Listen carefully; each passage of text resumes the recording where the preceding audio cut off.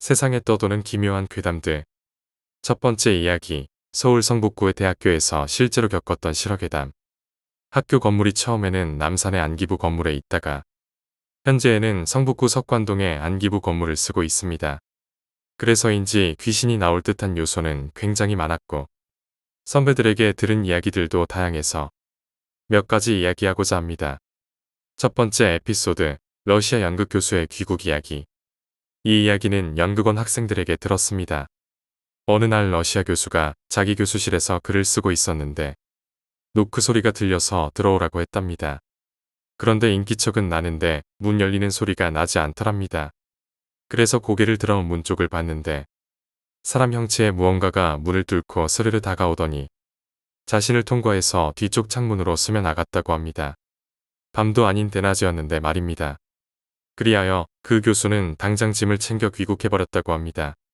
두 번째 에피소드, 음지못의 자살 이야기. 학교 뒤에는 예전 석관동 안기부가 생길 때 음기가 너무 강하다고 물을 채워야 한다고 해서 음지못이라고 불리는 작은 연못이 하나 있습니다. 크기는 지름 10m가 될까 말까 하는 정말 작은 연못입니다만, 그리고 학교가 생기고 몇 년 후 학생 한 명이 실종되었습니다. 음지못 옆에 작은 정자가 있었는데 거기서 몇 가지 유류물이 발견되었고 결국 학생은 음지못 속에서 발견되었습니다. 음지못은 지름 10m라고 했지만 정말 웬만한 큰 대중탕 냉탕 정도의 크기밖에 안 됩니다. 발버둥만 쳐도 이동할 거리입니다. 세 번째 에피소드, 밤샘 작업에 나오는 수직 상승 귀신 이야기. 미술과 학생들에게 들은 이야기입니다. 어느 날 학생 8명이 과실에서 밤샘으로 그림을 그리고 있었답니다. 그리고 새벽쯤이었을까요? 그림을 그리고 있는데 어디선가 웃음소리가 들리기에 밤에 연습하는 연기과의 학생들인가 하고는 신경 쓰지 않았다고 합니다. 그런데 순간 과실이 추워지더니만 어떤 남자 형체가 구석의 바닥을 뚫고 나타나더니 그대로 수직 이동해서 천장을 뚫고 사라지더랍니다. 모두들 놀라서 도망가고 다음날 다른 학생들에게 물어봤더니 그렇게 수직 상승하는 귀신들이 많다고 합니다. 네 번째 에피소드, 지하 편집실 골방의 노크 소리. 지하에는 영화과의 편집실이 2평쯤 되는 크기로 골방처럼 쭉 복도를 따라 이어져 있습니다. 그곳에는 식음을 전폐하고 밤새며 편집하는 영화과 학생들이 많습니다만 편집 전공을 하는 학생들의 사이에선 소문이 하나 떠돈다고 합니다. 새벽 3시쯤이면 방마다 노크하면서 지나가는 귀신이 있다고 합니다. 분명 똑똑하고 노크를 했는데 대꾸를 하던 문을 벌컥 열던 상관이 없다고 합니다. 단지 노크만 하고 사라지는 거죠.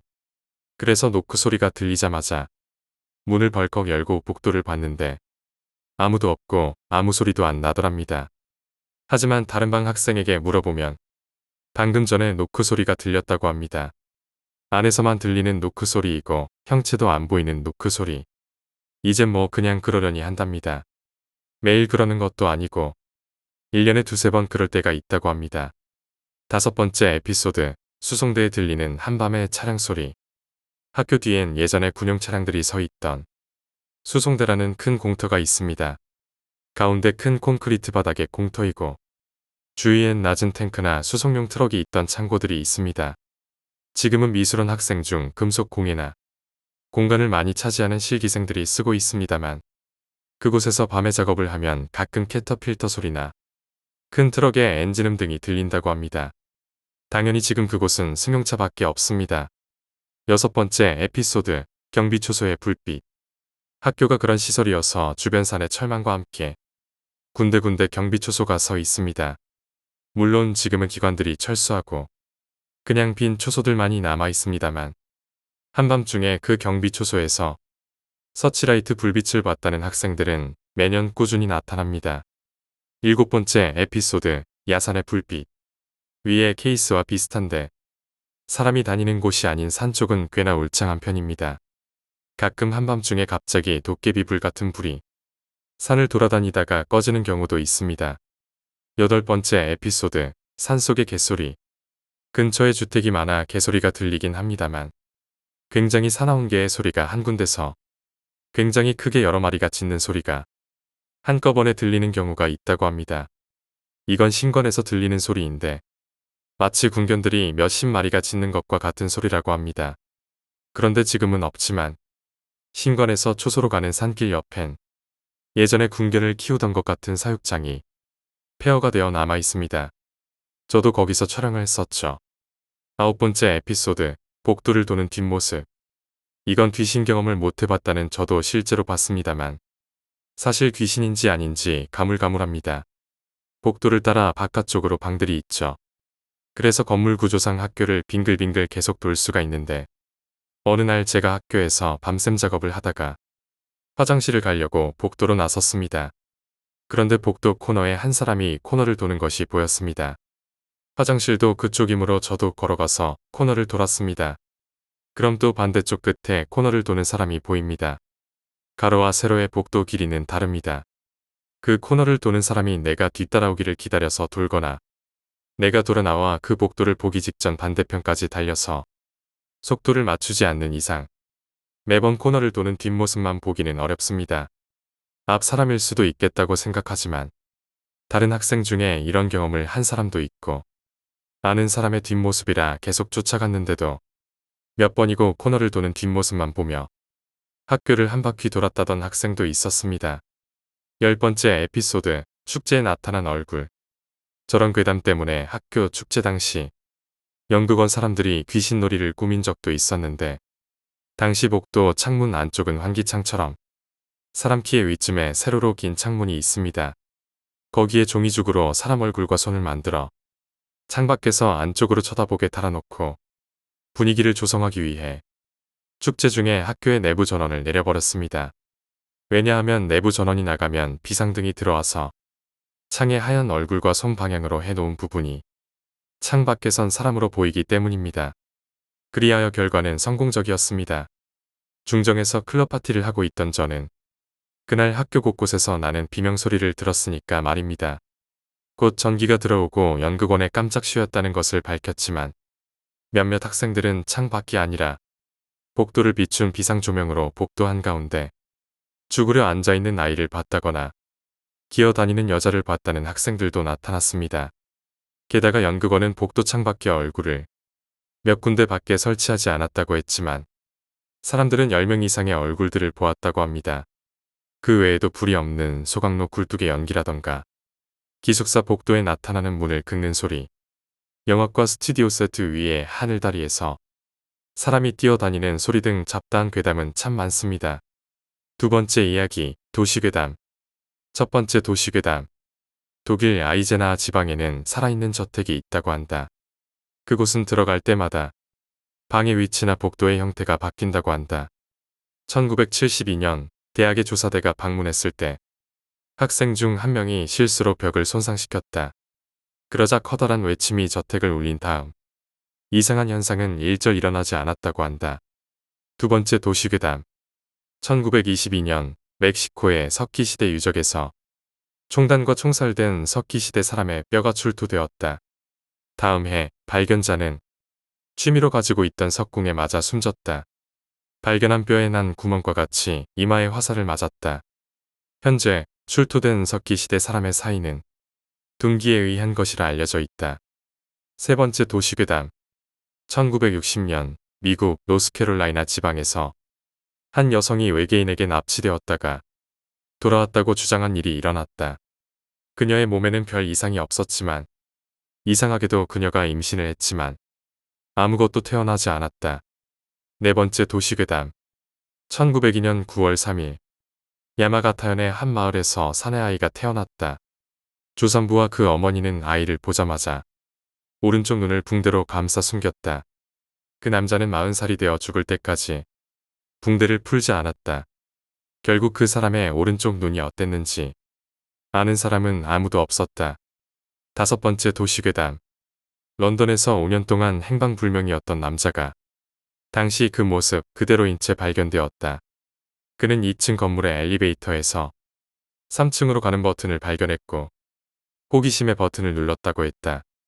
밖에 나와보니 5년이 지나 있었다고 한다. 그 빌딩은 남자가 사라진 후 5년 뒤 3층으로 개축된 상태였다. 여섯 번째 도시괴담. 엘리베이터에서 행방불명된 남자의 얘기를 듣고 다른 남자가 친구와 그 빌딩에 갔다. 빌딩을 다시 증축한다는 말을 들었기 때문이다. 남자는 엘리베이터에서 4층 버튼을 발견했다.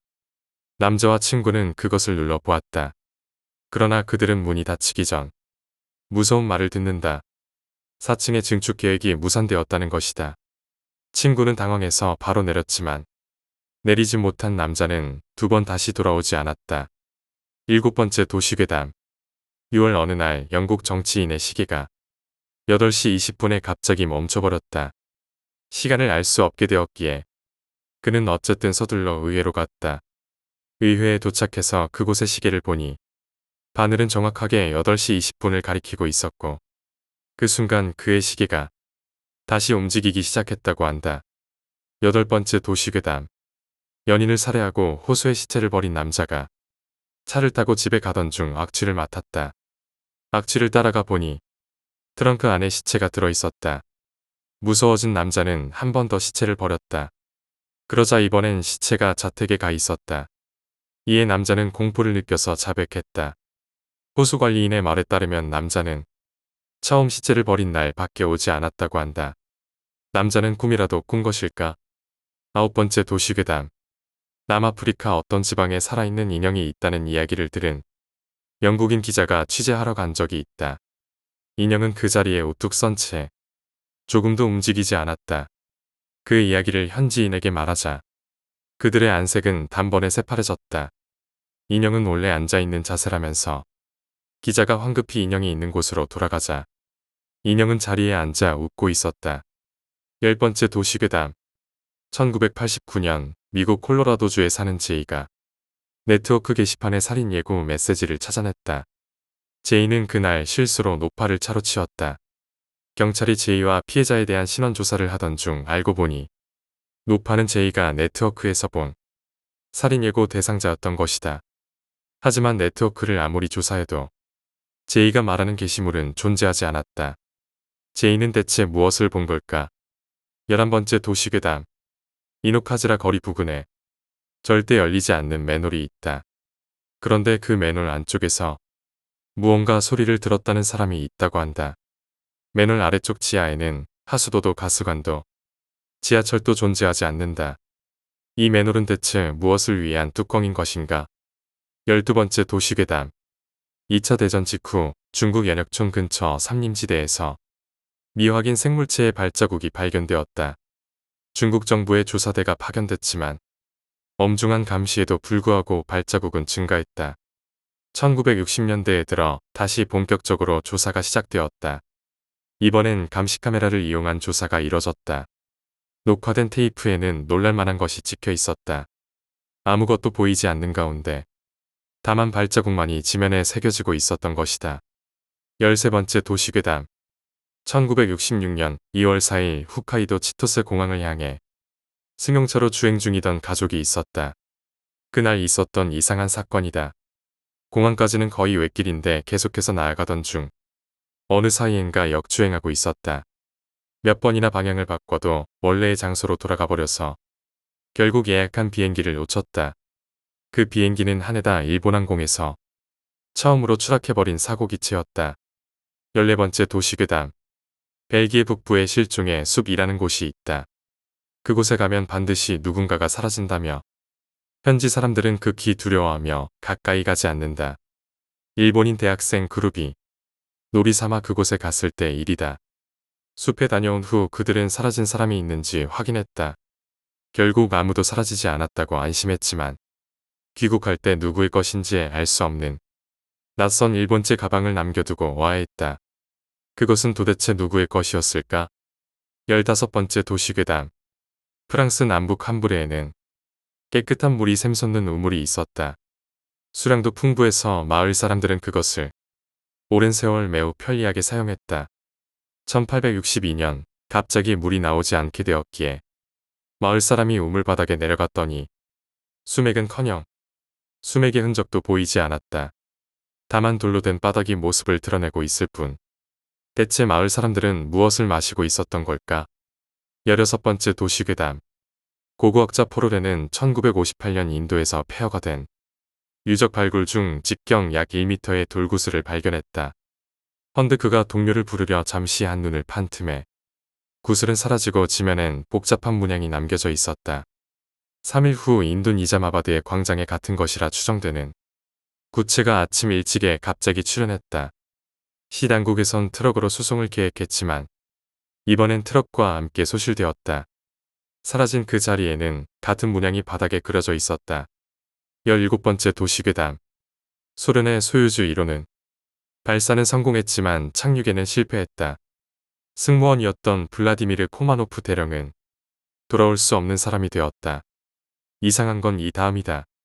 소련 정부는 우주선을 회수하는 팀 멤버로 어째서인지 생물학자를 기용했다. 게다가 추락한 삼림지대에선 3개월 동안 붉은 빛이 몇 번이나 목격되었다고 한다. 18번째 도시괴담. 1995년 한국통신기술연구소는 놀라운 조사 결과를 내놓았다. 전 세계 사이트에 총 액세스 수가 PC 유저 총 합이 120배가 되는 시간이 존재했다는 것이다. 일대마다 평균적으로 액세스 숫자를 할당해도 당시 PC 스펙으로는 한 번에 보는 게 불가능하다. 그렇다면 도대체 누가 섞여 들어온 것일까? 19번째 도시괴담. 1854년 터키의 명가 율겐가에 일어난 사건. 당시 크리미아 전쟁의 전화를 피하기 위해 율겐 일가는 중앙 유럽으로 이주를 계획했다. 도망치기 위해 짐을 정리하던 중 당시 6살이던 장남 로이가 창고에 있던 상자에서 초상화 하나를 발견했다. 그곳에는 로이와 빼닮은 소년이 그려져 있었다. 그림의 제목은 1854년이었다. 20번째 도시괴담. 1895년 독일의 의학자 슈베르트가 동행의술 연구를 통해 완성시킨 소염제를 시험적으로 자신이 치료하던 골수염 환자에게 사용했다. 양쪽 팔에 약을 사용한 사람이 양팔로 자신의 목을 조여 자살해버린 것이다. 한쪽 팔에 약을 쓴 사람은 다른 쪽 팔로 목을 조이려는 팔을 붙잡아 화를 피할 수 있었다. 슈베르트가 수입한 약의 재료로 쓰인 생물 중엔 현재까지 미확인된 것이 많다고 한다. 21번째 도시괴담. 엘리코라는 이탈리아 수학자가 0과 1이 동일하다는 증명을 내는데 성공했다고 한다. 그는 친구 앞에서 종이에 식을 써보이며 증명에 대한 설명을 시작했다. 이내 설명은 끝났지만 친구는 그걸 알지 못했고 종이에 적힌 식에서 눈을 떼니 엘리코는 어느새 사라진 상태였다. 다시 종이를 보려 했지만 엘리코가 쓴 식마저 사라져 있었다고 한다. 22번째 도시괴담. 1991년 군마현에 있던 건설업체 사장이 자택에서 쇠약사한 것이 발견되었다. 그의 수기에는 이렇게 적혀 있었다. 1년 전 그는 촌장과의 유착을 공표하려던 의원을 죽여서 새로 만들어지는 강당 벽에 묻었다. 헌데 주민의 반대로 강당의 해체가 결정되었다. 살인이 발각되는 게 무서웠기에 주민들과 교섭에 나섰으나 그다지 도움이 되지 않았다.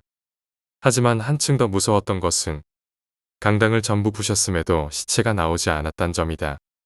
23번째 도시괴담. 18세기 오스트리아에서 카미라는 여자가 아이를 잉태했지만 상대 남자가 실종되었다. 여자는 남자가 돌아올 때까지 아이를 낳지 않겠다고 결심했다. 그 후 수십 년 남자는 돌아오지 않았다. 아이를 낳지 않은 그녀의 배는 끝없이 부풀어 올랐다. 끝내 남자는 돌아오지 않았고 까미는 그대로 죽어버렸다. 그리고 그녀의 배에선 노인의 시체가 나왔다고 한다. 24번째 도시괴담. 1970년경 스페인 어촌에서 새빨간 레인코트를 입은 여자가 폭풍우가 치는 날에만 나타났다. 엉뚱한 행동으로 인해 마을에선 그녀를 모르는 사람은 없었지만 그녀의 얼굴을 본 사람도 아무도 없었다. 어느 폭풍우가 치는 날 어부 중 한 명이 바닷가 항구에서 그 여자를 찾아냈다. 위험하다 생각한 어부는 그녀를 말리러 다가갔다. 헌데 레인코트 안쪽에는 아무것도 없었고 어부가 다가가자 코트는 지면에 떨어졌다고 한다. 세 번째 이야기. 어느 자매의 괴담. 성당 축제 준비로 바빴던 어느 날 저녁 성가대에서 몰래 친구들과 놀면서 들었던 이야기입니다. 어두컴컴하고 구석진 성가대 쪽에만 조금 불이 들어오는지라 무서운 이야기 하는데 딱 좋은 장소였고 그리하여 자신이 겪었던 무서운 이야기를 하기 시작했습니다. 첫 번째 이야기로 그날은 비가 억수로 쏟아지던 여름날의 저녁이었고 친구 S양은 동갑내기 사촌과 함께 이모가 시킨 심부름을 하러 나갔다고 합니다. 친구 집이 5층이었는데 엘리베이터가 꼭대기층에 가 있어서 계단으로 가기로 했고 계단으로 내려가는데 갑자기 싸한 기분이 들었습니다. 그리고는 갑자기 사촌이 우뚝 멈춰 서더니 부들부들 떨기 시작했습니다. 순간 S양도 사촌이 보고 있는 쪽을 보는 순간 소름이 돋았고 나중에 사촌에게 물어보니 귀신이 있었다는데 어떻게 생겼냐고 물어보면 바로 울 것 같은 표정이라서 결국 아무것도 물을 수 없었다고 합니다. 두 번째로는 S양의 언니 애냥의 이야기입니다. 애냥이 성가대의 부장에다 학생회에 몸을 담고 있어서 어느 날은 평소보다 늦게 집에 들어가게 되었습니다. 전에 동생이 해준 이야기 때문에 무서워서 집 앞에서 친척 언니와 같이 올라가기로 했고 애냥은 엘리베이터로 그 친척 언니는 계단으로 올라갔습니다.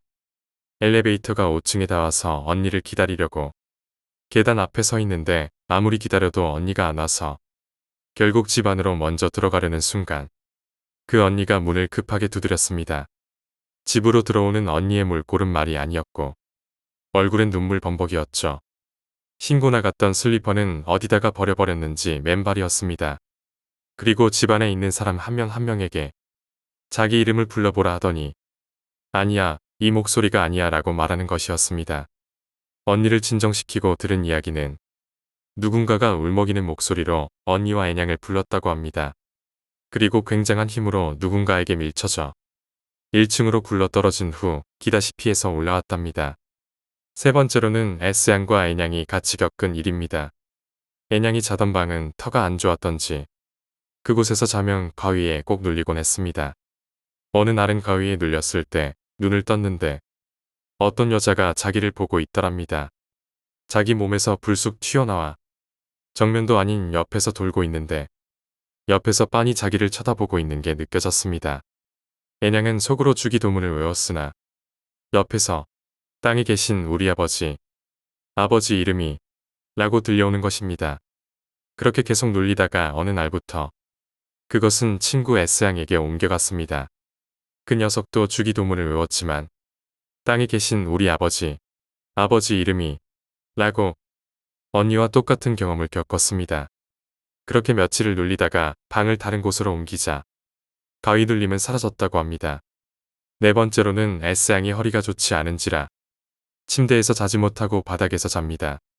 어느 날 밤 자기도 모르게 방의 문턱을 베고 자고 있었는데 자꾸 자기 집에서 누군가 찬장을 열고 달그락거리는 소리가 들려 눈을 떠보니 집에 아무도 없더랍니다.